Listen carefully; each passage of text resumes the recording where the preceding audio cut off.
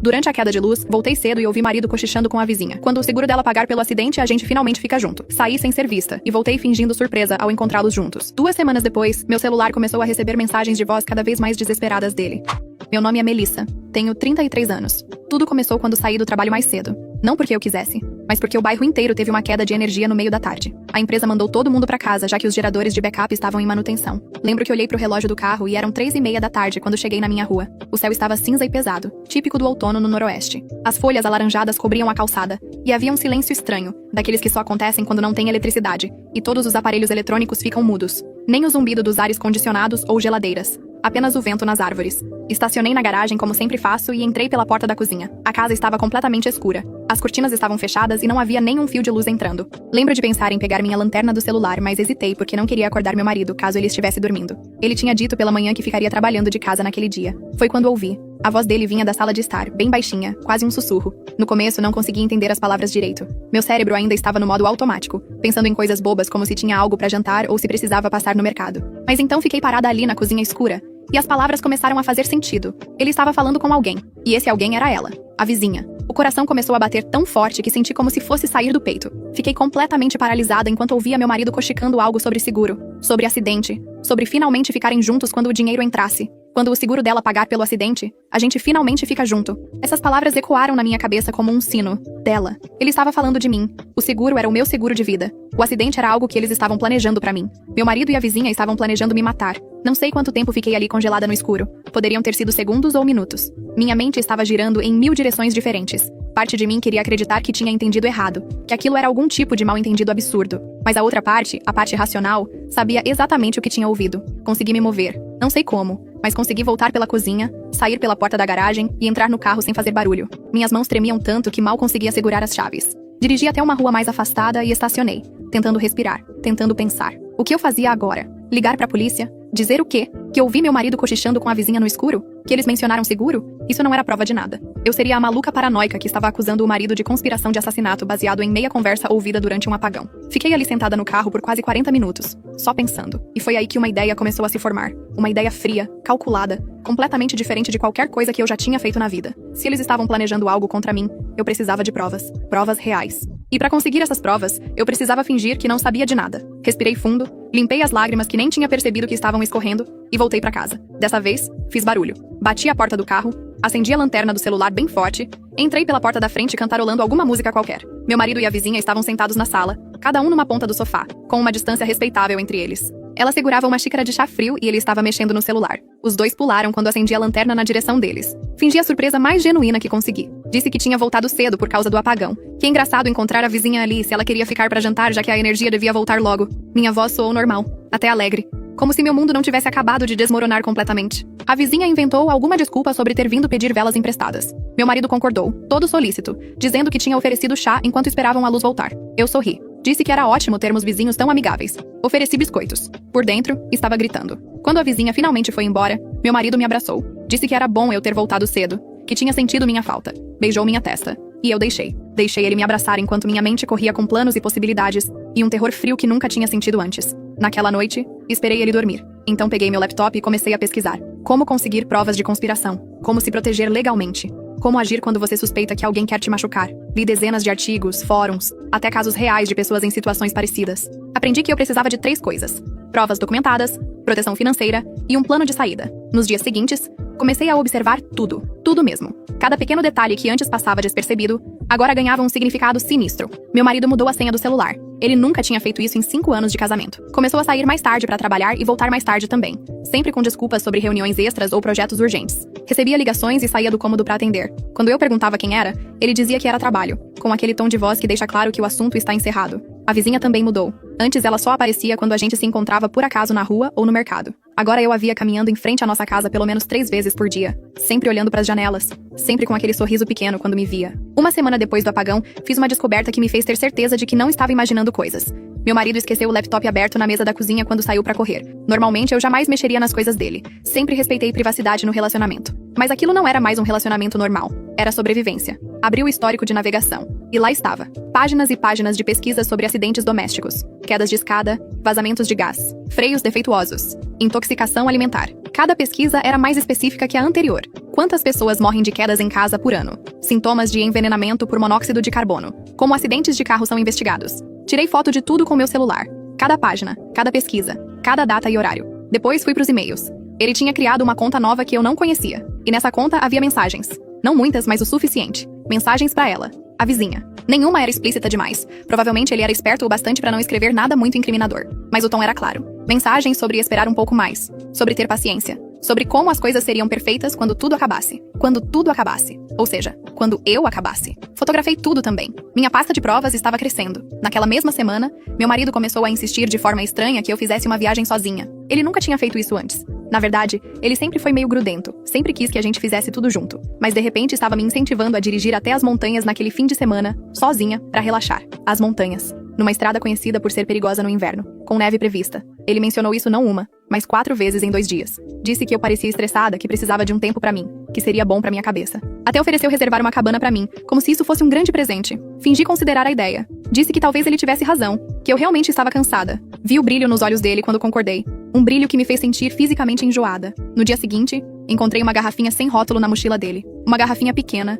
transparente, com um líquido claro dentro. Estava escondida no bolso interno, junto com papéis velhos e canetas que não funcionavam. Como se alguém tivesse colocado ali esperando o momento certo para usar. Não toquei na garrafinha, mas tirei foto da mochila aberta, da posição exata onde estava. Mais provas. Naquele mesmo dia, por pura coincidência ou destino, escutei a vizinha falando no telefone no quintal dela. Eu estava tirando o lixo e a voz dela veio por cima da cerca. Ela estava discutindo com alguém, a voz tensa e baixa, mas alta o suficiente para eu ouvir pedaços da conversa. Ela mencionou o prazo, mencionou o seguro, e mencionou que estavam ficando sem tempo. Voltei pra dentro tremendo. Não de medo, mas de raiva. Uma raiva fria e controlada que eu nunca tinha sentido antes. Essas 2 pessoas que eu tinha confiado, estavam ativamente planejando me matar. E estavam ficando impacientes. Foi quando decidi que não podia mais só coletar provas passivamente. Precisava agir. Mas precisava agir de forma inteligente. A primeira coisa que fiz foi ligar pra minha melhor amiga, que é advogada. Não contei tudo, não ainda, mas disse que estava tendo problemas no casamento e precisava de orientação sobre como proteger meus bens. Ela me passou o contato de uma colega especializada em direito de família e planejamento patrimonial. Marquei uma consulta pra semana seguinte, numa tarde que meu marido estava trabalhando. Contei tudo pra advogada. Mostrei as fotos, as capturas de tela, tudo.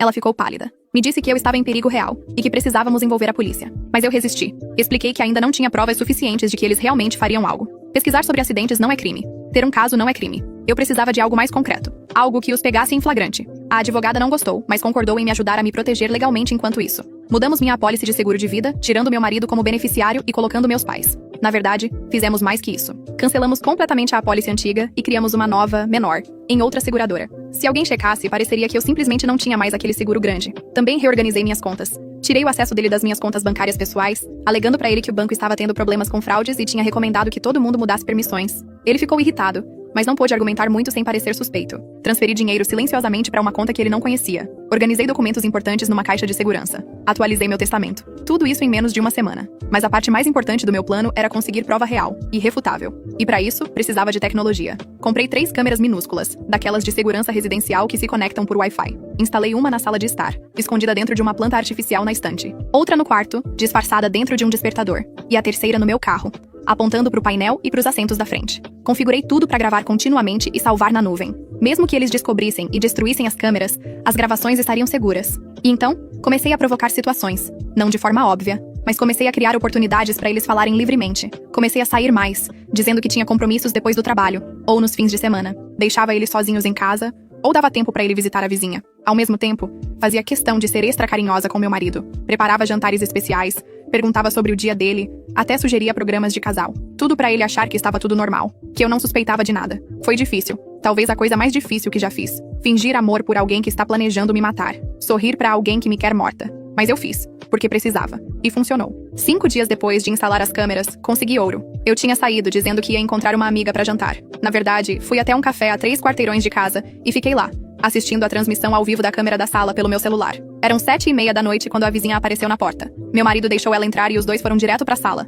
Sentaram no sofá, bem mais perto do que estavam durante o apagão, e começaram a conversar. Eu não conseguia ouvir pelo celular, a câmera não tinha áudio, mas estava tudo sendo gravado em alta definição no servidor da nuvem. Fiquei ali assistindo os dois conversarem animadamente por quase 40 minutos. Ela estava claramente chateada com alguma coisa, gesticulando muito. Ele tentava acalmá-la, segurando as mãos dela. Em determinado momento, ela levantou e começou a andar de um lado pro outro, parecendo nervosa. Meu marido pegou o celular e mostrou algo pra ela na tela. Ela leu e ficou ainda mais agitada. Começou a falar mais alto, apontando o dedo pra ele. Eles brigaram. Bem ali na minha sala, os dois discutiram sobre alguma coisa que claramente estava deixando os dois desesperados. Esperei até ela ir embora. Mais 15 minutos. Então esperei mais meia hora pra ter certeza que ela não voltaria. Finalmente voltei pra casa. Bem depois das 9 horas. Fingindo que tinha jantado muito e estava cansada. Meu marido estava vendo TV, tranquilo como se nada tivesse acontecido. Perguntou sobre meu jantar. Comentou sobre o programa que estava assistindo. Completamente normal. Naquela noite, tranquei-me no banheiro e baixei o arquivo de vídeo da câmera pro meu celular. Depois transferi para 3 lugares diferentes na nuvem. E então assisti com fones de ouvido, o volume no máximo. O áudio estava perfeito. Cada palavra cristalina. A vizinha estava brava porque nada tinha acontecido ainda. Ela perguntou quando ele ia fazer o que tinha prometido. Por que estava demorando tanto? Ela tinha deixado o marido. Tinha arriscado tudo. E ele não estava cumprindo a parte dele. Meu marido tentou explicar que precisava ser no momento certo. Que não podia parecer óbvio. Que se apressassem, alguém suspeitaria. Precisava parecer natural. Um acidente real. Ela retrucou que o prazo da apólice estava acabando. Que se não fizessem logo, seria tarde demais. O dinheiro não viria. E então o quê? Ela tinha sacrificado tudo por nada? Ele mostrou algo no celular pra ela. Pelo vídeo, consegui ver que era uma foto da minha agenda. Meus compromissos da semana. Ele apontou pra uma data específica. Quinta-feira seguinte. Disse que naquele dia eu estaria dirigindo sozinha pra uma reunião em outra cidade. Estrada isolada. Muitas curvas. Se algo acontecesse ali, seria perfeitamente plausível. A vizinha perguntou como ele ia fazer. Ele não respondeu diretamente, mas mencionou que já tinha colocado algo no carro. Algo que faria o trabalho no momento certo. Senti meu estômago embrulhar. O carro. Meu carro. Ele tinha feito algo no meu carro. Continuei assistindo. Eles discutiram mais um pouco. Depois se acalmaram. Ela pediu desculpas por estar tão nervosa. Disse que sabia que ele estava fazendo o melhor que podia. Que quando tudo acabasse, eles finalmente poderiam ficar juntos de verdade, sem se esconder. Ele concordou. Disse que era só mais uma semana. Uma semana e eu estaria fora do caminho. E então eles teriam todo o dinheiro do seguro para começar uma vida nova. Eles se beijaram. Bem ali no meu sofá, na minha casa, depois de planejar meu assassinato. Desliguei o vídeo e fiquei sentada no chão do banheiro, tremendo. Tinha a prova que precisava. Confissão completa, em vídeo e áudio. Conspiração de assassinato. Clara como água. Mas ainda não era suficiente pra mim. Porque eu não queria só justiça. Eu queria vingança. Queria que eles sofressem. Queria que eles sentissem pelo menos uma fração do terror que eu estava sentindo. E eu tinha exatamente uma semana pra fazer isso acontecer. Na manhã seguinte, agi como se nada tivesse acontecido. Tomei café com meu marido, dei um beijo de despedida, fui trabalhar. No trajeto, parei num mecânico de confiança que minha família usa há anos. Expliquei que estava tendo um problema estranho no carro e queria uma inspeção completa de segurança. Eles levaram 3 horas. Quando o mecânico-chefe me chamou no escritório dele, sua expressão era séria. Alguém tinha mexido nos freios. Não de forma óbvia, mas tinha feito pequenos cortes parciais nas mangueiras. Cortes que não vazariam imediatamente, mas que iriam piorar progressivamente com o uso, especialmente em alta velocidade ou em descidas longas. Em condições normais de cidade, eu provavelmente nem notaria. Mas numa estrada de montanha, com curvas fechadas e longos declives, os freios falhariam completamente. Era engenhoso, era discreto, e era absolutamente letal. O mecânico queria chamar a polícia imediatamente. Disse que aquilo era tentativa de homicídio, sem sombra de dúvida. Mas eu pedi pra ele esperar. Disse que sabia quem tinha feito e que estava lidando com a situação, mas precisava que ele documentasse tudo, tirasse fotos, escrevesse um relatório técnico detalhado. Ele não gostou, mas concordou. Talvez porque me conhecesse desde pequena, talvez porque viu algo na minha expressão que o convenceu a confiar em mim. Com os freios consertados e o relatório técnico em mãos, voltei pro trabalho. Adicionei aquele documento à minha pasta crescente de provas. Agora eu tinha tudo. Provas de planejamento, provas de conspiração, provas de tentativa real de assassinato. Poderia ir pra polícia agora e acabar com tudo, mas eu tinha outro plano. Nos dias seguintes, intensifiquei minha atuação. Comecei a parecer mais ansiosa, mais estressada. Comentava sobre ter muita coisa pra resolver no trabalho, sobre estar me sentindo sobrecarregada. Mencionava que talvez precisasse de uma pausa, de um tempo sozinha pra pensar. Meu marido incentivava isso entusiasticamente. Sugeria que eu tirasse uns dias de folga, que dirigisse pra algum lugar tranquilo, que curtisse a solidão. Ele estava sendo tão óbvio que era quase cômico. Na terça-feira, 3 dias antes da quinta-feira fatídica, fiz minha jogada. Anunciei que ia fazer uma viagem surpresa de trabalho, um retiro corporativo inesperado que tinha surgido. 60 horas de imersão total, sem celular, sem contato externo. Era mentira, claro, mas eles não sabiam disso. Vi a expressão no rosto do meu marido quando contei. Uma mistura de confusão e pânico. Aquilo não estava no roteiro dele. Eu deveria estar aqui. Deveria estar dirigindo para minha morte na quinta-feira. Mas agora estava indo embora antes, para um lugar que ele não podia controlar. Ele tentou me convencer a cancelar. Disse que era de última hora demais, que eu precisava descansar em casa ao invés de ir para um retiro estressante. Mas eu insisti. Disse que era obrigatório, que meu trabalho dependia disso. Na quarta-feira de manhã, bem cedo, 6h30, arrumei uma mala pequena e saí. Dirigi até um hotel no centro da cidade, a apenas 20 minutos da minha casa. Paguei em dinheiro. Dei um nome falso. Desliguei meu celular. E esperei. O que eu não contei pra ninguém é que tinha instalado uma última câmera antes de sair. Uma câmera minúscula na sala de estar, numa posição diferente da primeira, com um ângulo perfeito pro sofá. E tinha configurado pra me enviar alertas de movimento no meu laptop. Do hotel, assisti tudo. 2 horas depois que saí, meu marido tentou me ligar. O celular ia direto pra caixa postal. Ele tentou mais 3 vezes. Depois, mandou mensagens. Nenhuma resposta. À tarde, a vizinha apareceu. Eles se sentaram exatamente no mesmo lugar de antes e começaram a conversar. Dessa vez, o pânico era visível até pela câmera. O áudio capturou cada palavra. Ele não sabia onde eu estava. Não conseguia me contatar. O plano tinha dado errado porque eu tinha sumido antes da hora certa. E agora? O que eles faziam? A vizinha estava furiosa. Gritou que ele tinha estragado tudo, que tinham perdido a janela de oportunidade. Que talvez eu desconfiasse de alguma coisa e por isso tinha desaparecido. Ele tentou acalmá-la, disse que talvez fosse coincidência, que eu tinha mencionado o retiro de trabalho. Mas a voz dele estava trêmula. Ele não acreditava nas próprias palavras. Eles discutiram sobre o que fazer a seguir. Se deviam esperar, se deviam tentar outra coisa. A vizinha mencionou que já tinha apostado tudo naquilo, que tinha queimado pontes, que não tinha volta. Ele prometeu que iam descobrir outro jeito. Que quando eu voltasse, eles encontrariam outra oportunidade. Depois ficaram em silêncio por um longo tempo, só sentados ali, visivelmente desesperados. À noite, meu marido tentou me ligar mais 5 vezes. Mandou mensagens cada vez mais urgentes. Algumas fingindo preocupação casual, outras admitindo que estava ficando nervoso. A última, enviada às 11 da noite, dizia que se eu não respondesse até de manhã, ele ia chamar a polícia para me procurar. Não respondi. Na quinta-feira, o dia que deveria ter sido meu último, fiquei no hotel assistindo às câmeras. Meu marido estava completamente descontrolado. Ele ligou pro meu trabalho, ligou pros meus pais, ligou pras minhas amigas, ninguém sabia onde eu estava. O retiro corporativo não existia. Ele finalmente ligou pra polícia às 2 da tarde. Reportou uma pessoa desaparecida. Sua esposa tinha saído pra uma viagem de trabalho e agora ninguém conseguia contato. A empresa dizia não saber de retiro nenhum. E ele estava desesperado. A polícia foi educada, mas disse que precisavam esperar um pouco mais. Adultos têm direito de sair sem avisar. 60 horas ainda não era tempo suficiente para considerar desaparecimento oficial. Ele estava surtando. E a vizinha também. Assisti os dois se encontrarem mais uma vez naquela tarde. A conversa foi tensa, cheia de acusações mútuas. Ela o culpava por ter feito algo que afugentou-me. Ele a culpava por ter pressionado tanto, que ele acabou sendo descuidado. Ambos estavam aterrorizados com a possibilidade de eu ter descoberto tudo e estar em algum lugar preparando algo contra eles. Eles estavam certos em estar com medo. Na sexta-feira de manhã, 36 horas depois de sumir, liguei meu celular. Imediatamente começaram a chegar mensagens. Dezenas delas. E também notificações de chamadas perdidas. Mais de 50. Mas o que chamou minha atenção foram as mensagens de voz. Meu marido tinha deixado 13 mensagens de voz. Ouvi todas. Em ordem. A primeira era casual, perguntando onde eu estava, se estava tudo bem. A segunda, algumas horas depois, um pouco mais preocupada. A terceira já tinha um tom de ansiedade real. Na quarta mensagem, ele admitia estar com medo de que algo tivesse acontecido comigo. Na sexta, a voz dele estava trêmula. Ele implorava para eu responder. Dizia que me amava, que precisava saber que eu estava bem. Na nona, ele estava chorando, soluçando no telefone sobre como não suportaria se algo tivesse acontecido comigo, como eu era a coisa mais importante da vida dele. Na 11ª, a voz estava quase histérica. Ele gritou que precisava saber onde eu estava, que ia enlouquecer se não tivesse notícias. A 13ª, deixada às 5 da manhã de sexta-feira, era um sussurro desesperado. Ele dizia que tinha ligado pra polícia, que todo mundo estava procurando, que qualquer coisa que tivesse acontecido a gente resolvia.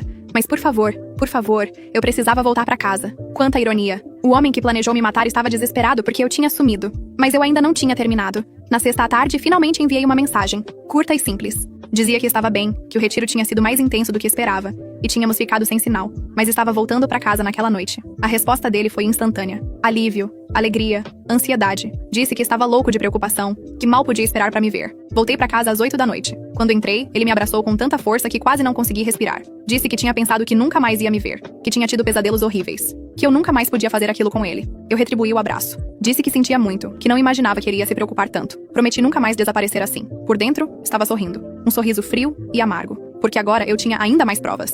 As mensagens desesperadas. As ligações frenéticas. O relatório da polícia sobre o desaparecimento. Tudo documentado. Tudo mostrando um padrão de comportamento culpado. E eu tinha um plano final. No sábado de manhã, acordei cedo e fiz o café da manhã. Panquecas, ovos mexidos, bacon, suco de laranja fresco. Tudo que meu marido gostava. Ele desceu e ficou surpreso com a mesa arrumada, com cheiro de comida caseira. Sentamos juntos e conversamos como um casal normal. Ele perguntou sobre o retiro. Inventei detalhes elaborados sobre exercícios de team building e workshops de liderança. Ele fingiu interesse. Eu fingi que acreditava no interesse dele. Depois do café, disse que precisava resolver algumas coisas. Papelada chata de banco e seguros que tinha deixado acumular. Ele ofereceu ajuda, mas recusei. Disse que era coisa simples, que eu resolvia sozinha. Fui pro escritório em casa e liguei pra minha advogada. Era sábado, mas ela tinha me dado o número pessoal dela pra emergências. Contei sobre a última semana, sobre as gravações novas, sobre o desespero deles quando eu sumiu. Ela disse que agora tínhamos tudo. Mais que suficiente pra processar criminalmente e garantir minha segurança. Era hora de envolver as autoridades. Mas eu pedi mais um dia. Só mais um dia pra executar a última parte do meu plano. Ela hesitou,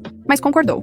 contanto que eu prometesse ir direto pra polícia no domingo. Prometi. Naquela tarde fiz algo que provavelmente parece maluco. Convidei a vizinha pra jantar. Isso mesmo. Liguei pra ela e disse que estava pensando em fazer um jantar em casa. Algo informal, e seria ótimo se ela pudesse vir, já que éramos vizinhas há tanto tempo e eu nunca tinha feito isso antes. Pelo telefone, dava pra sentir a confusão dela. Ela gaguejou, tentou inventar uma desculpa, mas eu insisti, de forma alegre e insistente. Disse que não aceitaria não como resposta, que seria às 7 da noite. Ela acabou concordando, provavelmente porque recusar seria suspeito demais. Passei a tarde toda cozinhando. Fiz lasanha, salada, pão de alho, sobremesa de chocolate. A casa inteira cheirava maravilhosamente. Meu marido estava visivelmente nervoso. Perguntou por que eu tinha convidado a vizinha de repente. Respondi que estava me sentindo mais social depois do retiro, que queria conhecer melhor as pessoas ao nosso redor. Ele não tinha como argumentar sem parecer estranho. Às 7 em ponto, ela tocou a campainha. Veio com uma garrafa de vinho e um sorriso forçado. Eu a recebi calorosamente, como uma anfitriã perfeita. Levei ela pra sala. Servi drinks. Fiz conversas banais sobre o bairro, sobre o clima, sobre as árvores que estavam perdendo folhas.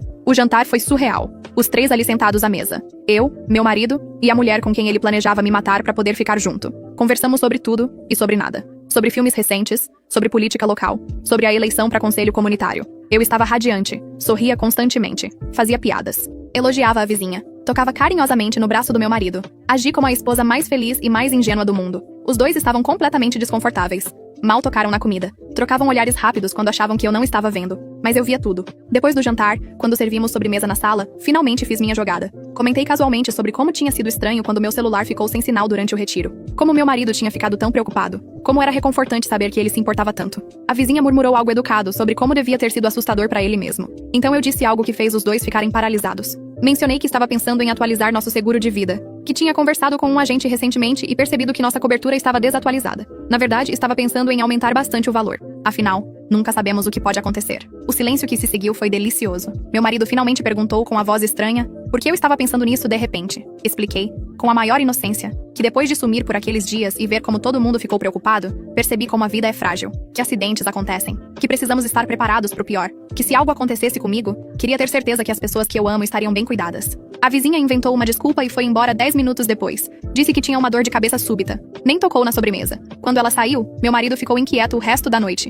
Fez perguntas cuidadosas sobre o seguro, sobre quanto eu estava pensando em aumentar, sobre quando eu ia fazer isso. Respondi vagamente. Disse que ainda estava pensando, que talvez na semana seguinte, ou talvez esperasse um pouco mais. Ele tentou dissuadir-me. Disse que seguros eram caros, que talvez não precisássemos de tanta cobertura, que era desperdício de dinheiro. Fingi considerar o ponto dele. Disse que ele poderia estar certo, que eu ia pensar melhor, mas o estrago estava feito. Eu tinha plantado a semente de que o plano deles estava completamente arruinado, que mesmo se conseguissem fazer algo comigo agora, não haveria grande pagamento. E pior, que eu estava ativamente pensando em seguros, o que significava que talvez desconfiasse de algo. Naquela noite, a câmera na sala não pegou nada porque eles não se encontraram, mas tenho certeza que trocaram mensagens frenéticas. Provavelmente ligações também. No domingo de manhã, acordei determinada. Era hora de acabar com aquilo. Disse pro meu marido que ia visitar meus pais. Ele perguntou se eu queria companhia, mas recusei. Disse que precisava de tempo sozinha com eles. Tinha coisas importantes pra conversar. Dirigi direto pra delegacia. Pedi pra falar com um detetive. Me fizeram esperar 40 minutos. Finalmente me levaram pra uma sala de interrogatório pequena com uma mesa e 3 cadeiras. O detetive era um homem de meia idade com cara de cansado e expressão cética.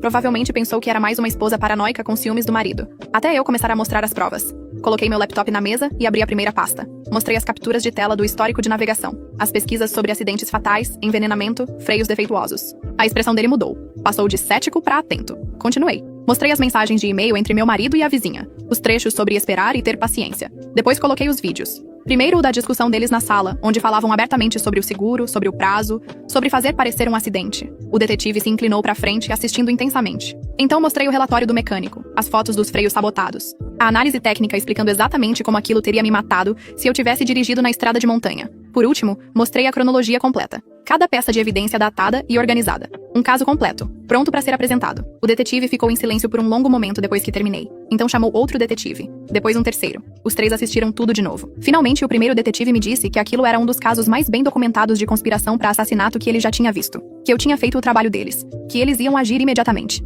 Mas havia um problema. Eles precisavam me colocar em proteção primeiro. Não era seguro para mim voltar para casa agora que estava denunciando tudo. Meu marido poderia fazer algo desesperado se sentisse que estava sendo encurralado. Concordei. Liguei pros meus pais e expliquei a situação básica. Eles ficaram horrorizados, mas aliviados que eu estivesse segura. Disseram para eu ficar quanto tempo fosse necessário. A polícia me levou para um hotel diferente, este com segurança. Me disseram para não ter contato com ninguém. especialmente não com meu marido. Passei o resto do domingo naquele quarto de hotel, assistindo TV sem prestar atenção, comendo comida delivery que não tinha gosto, tentando processar que minha vida tinha virado completamente de cabeça para baixo. Na segunda de manhã, às 6 horas, a polícia executou 2 mandados de prisão simultâneos. Um na minha casa, outro na casa da vizinha. Eles pegaram meu marido ainda na cama. A vizinha estava tomando café. Os 2 foram levados algemados, separados, colocados em salas de interrogatório diferentes. E começaram a cantar. Não imediatamente. No começo, os 2 negaram tudo. Disseram que era mal entendido, que os vídeos estavam fora de contexto, que eles nunca fariam algo assim. Mas quando mostraram as provas, uma por uma, metodicamente, a história deles começou a desmoronar. A vizinha rachou primeiro. Sempre mais emocional, mais impulsiva, começou a chorar e admitiu que tinha um caso com meu marido, que estavam juntos há 8 meses. Que tinham falado sobre ficar juntos, mas que ela nunca imaginou que ele fosse realmente fazer algo comigo. Que pensou que fosse só conversa, fantasia. Mas então mostraram os vídeos dela falando sobre prazos de seguro, sobre fazer logo, sobre ter sacrificado tudo. Ela mudou a história. Disse que ele tinha convencido ela, que tinha sido ideia dele, que ele planejou tudo, e ela só foi junto porque estava apaixonada e manipulada. Meu marido, quando confrontado com a acusação dela, ficou furioso. Disse que ela estava mentindo, que tinha sido ela quem insistiu, que pressionou ele constantemente, que ele nunca teria feito nada se ela não tivesse plantado a ideia na cabeça dele. Eles viraram um contra o outro instantaneamente, cada um tentando jogar a culpa no outro, cada um tentando fazer um acordo primeiro, mas não importava. As provas mostravam os 2 igualmente culpados. Conspiração para cometer assassinato, tentativa de homicídio, sabotagem. Tudo gravado, documentado, impossível de negar completamente. Fiquei sabendo de tudo isso depois, quando o detetive me ligou no hotel na segunda à tarde. Ele disse que raramente via casos tão abertos e fechados, que os 2 estavam presos sem fiança, que provavelmente pegariam entre 15 e 25 anos cada um. Perguntei se eles tinham admitido tudo. Ele disse que estavam admitindo partes, mas ainda tentando minimizar a culpa. Nenhum dos 2 realmente assumiu responsabilidade total. Meu marido dizia que nunca teria seguido em frente com o plano. A vizinha dizia que foi pressionada e manipulada. Nenhum deles pediu desculpas. Nenhum deles demonstrou remorso real. Só autopreservação. Fiquei mais 3 dias naquele hotel até a polícia dizer que era seguro voltar para casa. Com os 2 presos e sem chance de fiança, não havia mais perigo imediato. Quando finalmente voltei, a casa estava exatamente como eu tinha deixado, mas parecia completamente diferente. Cada cômodo tinha memórias envenenadas agora. A sala onde eles planejaram me matar. A cozinha onde ele sabotou meu carro. O quarto onde dormi ao lado de alguém que queria me ver morta. Nos dias seguintes, tive que lidar com as consequências práticas. Iniciei processo de divórcio imediatamente. Minha advogada disse que seria o divórcio mais rápido da história dela, considerando as circunstâncias. Nenhum juiz ia me negar nada. Mudei todas as fechaduras. Instalei sistema de alarme. Comecei terapia 3 vezes por semana. A notícia se espalhou pelo bairro rapidamente. As pessoas me olhavam com mistura de pena e curiosidade mórbida. Alguns vizinhos trouxeram comida. Outros evitavam fazer contato visual. A casa da vizinha ficou vazia, sendo lentamente tomada por mato. O processo criminal avançou surpreendentemente rápido. Com tantas provas, não havia muito o que argumentar. Os advogados de defesa tentaram alguns truques. Argumentaram que era só conversa, que nunca teriam realmente feito nada. Mas o mecânico testemunhou sobre os freios sabotados. Peritos analisaram os vídeos e confirmaram a autenticidade. 4 meses depois, na quinta-feira, dia 23 de março, os 2 foram condenados. Meu ex-marido pegou 22 anos. A ex-vizinha pegou 18 anos, com o argumento de que ela foi parcialmente manipulada, embora também claramente cúmplice. Estive presente na audiência de sentença. Era a primeira vez que os via desde as prisões. Ambos pareciam menores de alguma forma, menos ameaçadores. Apenas 2 pessoas patéticas que tinham jogado tudo fora por ganância e luxúria. Quando o juiz perguntou se eles tinham algo a dizer, esperava que finalmente houvesse algum reconhecimento, alguma admissão de culpa real, um pedido de desculpas. Meu ex-marido disse que era inocente, que tinha sido pego numa situação que saiu do controle, que nunca teria machucado ninguém de verdade. A ex-vizinha chorou e disse que foi vítima também, que foi manipulada e enganada. Nenhum dos 2 pediu desculpas. Nenhum dos 2 admitiu responsabilidade real, e eu percebi que nunca iriam. Algumas pessoas são assim, incapazes de olhar para a própria monstruosidade, sempre encontrando desculpas, sempre se fazendo de vítimas, mas não importava. Eles estavam pagando pelo que fizeram, e eu estava viva. Agora, 7 meses depois de ouvir aquela conversa no escuro durante o apagão, estou reconstruindo minha vida. Vendi a casa. As memórias eram tóxicas demais. Comprei um apartamento do outro lado da cidade. Novo começo. Ainda faço terapia. Provavelmente vou fazer por anos. Trauma não desaparece só porque você conseguiu justiça. As cicatrizes emocionais são profundas. Tenho pesadelos. Tenho momentos de paranoia. Olho por cima do ombro constantemente. Mas também tenho momentos de paz. Momentos onde consigo respirar fundo e agradecer por estar viva. Por ter confiado nos meus instintos. Por ter sido inteligente o suficiente para coletar provas ao invés de só confrontar. Às vezes me pergunto o que teria acontecido se eu tivesse ido para a polícia imediatamente. Se teria dado certo sem todas aquelas provas. Se eles teriam sido condenados só com base na minha palavra contra a deles. Provavelmente não. Provavelmente teriam inventado alguma explicação. Teriam dito que eu estava paranoica, que tinha entendido errado, que o casamento estava ruim e eu estava inventando coisas. Então não me arrependo de ter esperado, de ter coletado cada pedaço de evidência, de ter feito eles se enforcarem com as próprias palavras. A vingança que consegui não foi violenta. Não foi dramática no sentido hollywoodiano. Foi silenciosa, metódica, calculada. Eu os deixei se afundar. Dei corda suficiente para se enforcar. Fiz eles acreditarem que tinham o controle enquanto eu documentava cada passo. E quando finalmente puxei o tapete, quando revelei que sabia de tudo, que tinha provas de tudo, a queda deles foi absoluta. Eles perderam tudo. Liberdade, reputação, futuro. Vão passar as próximas décadas na prisão, envelhecendo atrás das grades, pensando no que poderiam ter tido se não fossem tão gananciosos, tão estúpidos, tão cruéis. E eu ainda estou aqui, machucada sim, traumatizada com certeza, mas viva. E mais forte do que imaginava ser possível. Algumas pessoas me dizem que fui corajosa. Eu não acho que foi coragem. Foi sobrevivência. Foi fazer o que precisava ser feito para não morrer. Se houve alguma lição nisso tudo, talvez seja esta. Confie nos seus instintos. Se algo parece errado, provavelmente está errado. E se você se encontrar numa situação impossível, não entre em pânico. Respire, pense, planeje e documente tudo. Porque no final, a verdade vence. Mas só se você puder prová-la. Hoje em dia, quando as pessoas me perguntam como estou, digo que estou bem. E na maioria dos dias é verdade. Estou reconstruindo. Estou curando. Estou vivendo. E eles estão na prisão. Justiça não apaga o que aconteceu. Não tira o trauma. Mas ajuda. Saber que eles não podem machucar ninguém mais. Que pagaram pelo que tentaram fazer. É o suficiente. Ainda recebo mensagens ocasionalmente. Da família dele, me culpando por destruir a vida de um homem bom.